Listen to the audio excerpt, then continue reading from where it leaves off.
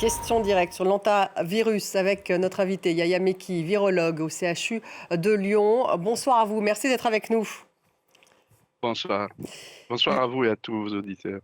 L'hantavirus dont on parle, d'abord, quelles sont ses caractéristiques? Pour être clair, Yahya Mekki, comment se transmet-il? Ce virus, c'est des virus donc de taille normale. Ils sont tous enveloppés à ARN et ils se transmettent directement des rongeurs vers les individus.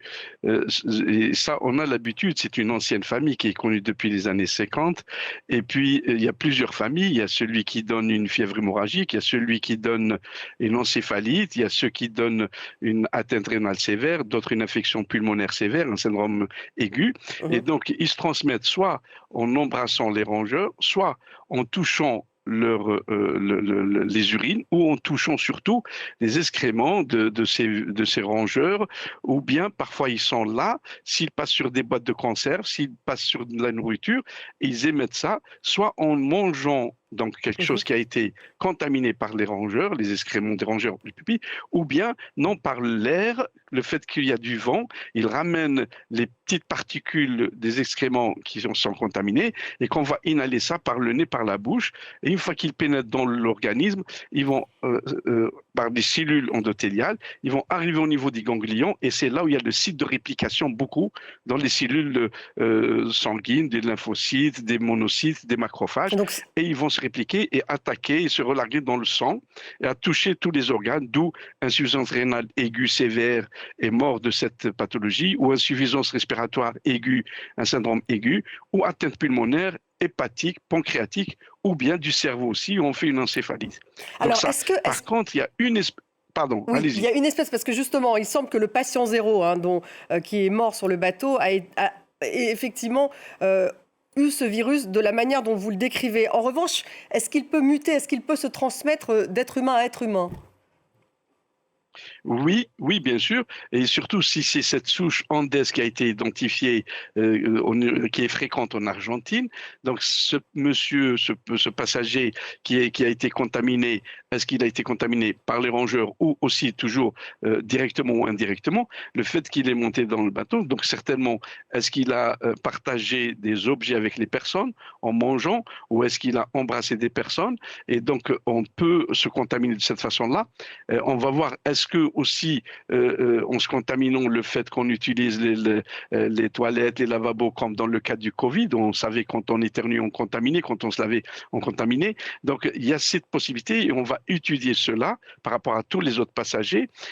Par contre, ce Donc on ne patient sait pas très zéro, bien, Yahya Mekki, comment il se transmet pas comme le coronavirus, si, comme la Covid, avec les non, gouttelettes, non, avec...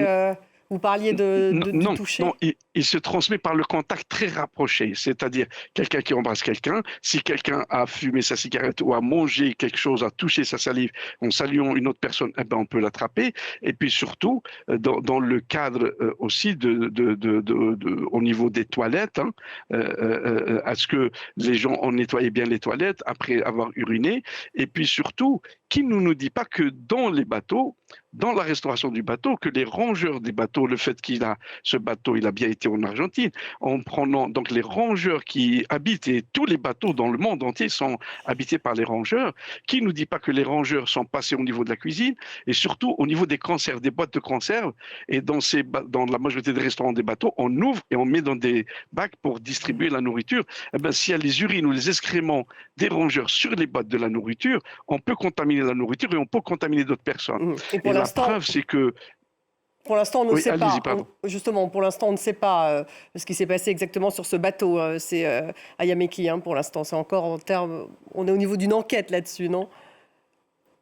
Tout à fait. Et cette enquête, nous, le patiente française d'aujourd'hui, c'est un très bon exemple, très bon modèle. Et en plus, la France, ça sera le modèle. Comment on prend en charge une patiente qui déclare après tant de jours de ce voyage? On va donner l'exemple à nos amis européens, nos voisins et aux Américains, comme vient de dire monsieur qui m'a précédé, l'intervenant. Eh ben, on va donner ce modèle, comment cette incubation et cette mise de quarantaine, donc de confinement de 72 heures de tous les passagers qui sont revenus, revenus, ça nous a montré, au bout même pas de 24 heures, une personne qui n'avait pas de symptômes dans le bateau, elle les a. Et cette durée d'incubation, elle dure de 9 jours à 45 jours. Donc, les personnes qui vont être isolées chez eux, donc ils vont être confinés chez eux, avec bien sûr une visite médicale spécialisée, avec le médecin ou l'infirmière qui vient si il déclare des symptômes, avec un habillage spécial, comme pour nous dans les laboratoires. Et la France, on a la chance aussi d'avoir notre labo P4 ici à Lyon, donc à côté de moi à 3 km, et dans notre hôpital La Croix-Rousse, on a aussi des chambres à pression négative où on peut recevoir les malades, bien sûr, avec l'orientation de Madame la ministre de la Santé, Monsieur le préfet et la direction de l'ARS, comment on peut prendre en charge même des malades d'autres pays européens si vraiment la situation s'aggrave. Mais les tests de recherche, oui, allez-y. Ce qui est intéressant, c'est que le patient zéro dont on parle, lui, le virus a été séquencé. On peut le connaître mieux, par exemple, dans le cas de la Covid, parce qu'on ne connaissait pas très bien l'origine. Est-ce que ça peut aider ? Oui, ça peut aider pour deux choses. Déjà pour le diagnostic, qu'on ait le bon choix, parce que le diagnostic, on peut le faire sur 2 points essentiels. La sérologie pour doser les anticorps IgG, IgM, pour voir si c'est une infection aiguë. Mais comme le cas de notre patient d'aujourd'hui, la patiente, on ne peut pas trouver les anticorps. Donc le meilleur test, c'est la RT-PCR. Donc la PCR, c'est qu'on teste, on dépiste l'ARN de virus. Et ces tests, grâce à l'Institut Pasteur, bien sûr, Paris, qui est un labo de référence d'ailleurs, donc on a développé cette PCR et qui est donnée, ces tests ne peuvent pas être dans les labos privés comme le Covid-19 où on fait les PCR, on a fait les PCR dans tous les labos. Non, comme c'est un virus classé, à ce moment-là, c'est que les laboratoires qui ont des labos P3. Nous, à Lyon, on en a 3. Donc, je travaille dans le laboratoire de professeur Bulolina et professeur Morfin. Et donc, dans ce travail, on a donc le labo P3 et la chance, on a le labo P4 à quelques 2 km, 3 km, qui va nous permettre d'étudier le virus, de le séquencer et d'avoir les meilleures amorces pour le choix du meilleur test. Et peut-être l'industrie biotechnologique française va développer un test le plus rapidement possible. Oui. Test, et la troisième chance... Oui. Allez-y. Allez-y. Non, il n'y a pas de vaccin. Et la grande chance... bravo, vous lisez dans mes pensées. Et donc, la troisième chance, c'est que on a le labo P4, on a le labo P3, on a les pièces à pression négative pour prendre en charge les traitements, mais on a surtout la première grande industrie internationale, Sanofi, qui fabrique les vaccins et certainement, on va développer un vaccin dans les plus brefs délais afin de protéger les populations. Par contre, j'ai un conseil, si vous me le permettez. Oui, allez-y. Alors, quel conseil vous pouvez donner ce soir ? On est au printemps, bientôt l'été.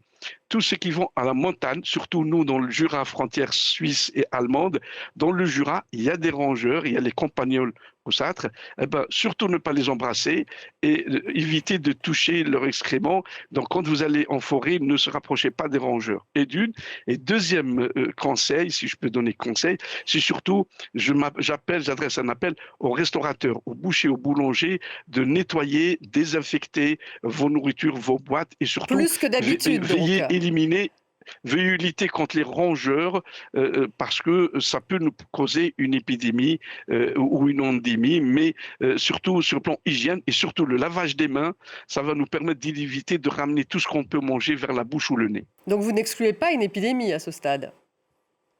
Non, je l'exclus. Seulement, comment on va prendre en charge les passagers qui sont revenus dans leur pays, les Allemands, les Anglais, les Australiens, les Américains, comment on va prendre en charge? Nous, en France, il y a une très grande prise en charge de cette patiente et des 5 qui sont revenus, qui sont arrivés hier. Donc, non, il n'y a pas une épidémie, il n'y a pas un risque, on n'est pas dans le cadre de Covid, il n'y aura pas de confinement, ça c'est clair, parce que c'est des virus qu'on connaît. L'Inde, où il y a plus d'1 milliard de population, ils mangent avec les rats et avec les souris. On a vu dans les reportages des visiteurs. Ça ne fait pas une épidémie. Non, ça fait des cas sporadiques comme ça. Mais là, dans le bateau... Pardonnez-moi, parce qu'on n'a plus beaucoup de temps. Un mot sur justement l'effet de contagion. Il y a un Américain qui a été testé positif aux États-Unis. Sur 17 Américains qui étaient présents dans ce bateau, les États-Unis sont sortis de l'OMS. Il ne sera a priori pas confiné de la même manière que les Français. Est-ce que c'est un risque supplémentaire ? Bien sûr, c'est un risque supplémentaire. Avec qui ils ont voyagé, comment ils ont voyagé, est-ce qu'ils ont pris le métro, est-ce qu'ils ont pris le train, dans l'avion avec qui ils étaient, comment ils étaient, est-ce qu'ils avaient des masques. Nous, la France, on a une grande expérience grâce à toutes les institutions, l'Institut sanitaire, le ministère, le gouvernement, les laboratoires, Pasteur. Et donc, la prise en charge de nos patients qui sont arrivés, elle est adéquate à 100%. Mais par contre, on met en place une surveillance draconienne par rapport à ces patients. Et on a toute la capacité. On a fait ça avec l'Ebola, Est-ce on a qu'on a fait ça avec suffisamment le de Zika masques, virus. à votre avis, Yahya Mekki? Pardon, Y répétez a-t-il la question. suffisamment Pardon. de masques FFP2? Ah oui, oui, oui. Maintenant, la France, Donc, on a pris la leçon. Et oui. on a appris la leçon et on a maintenu la leçon. L'expérience de Covid-19, elle nous a permis de se préparer à toute éventualité, soit sur le plan prévention, soit sur le plan vaccination, soit sur le plan des mesures de prendre en charge tout risque. Et donc, la France, sur le plan santé et prévention, on est un des grands pays sur le plan vaccination, Donc, on santé a et tiré les leçons de prévention. la Covid, hein, vous dites-vous. Merci d'avoir été Oui, avec nous. complètement, complètement, Merci complètement. d'avoir été avec nous, Yahya Mekki, Merci. virologue au Merci. CHU de Lyon.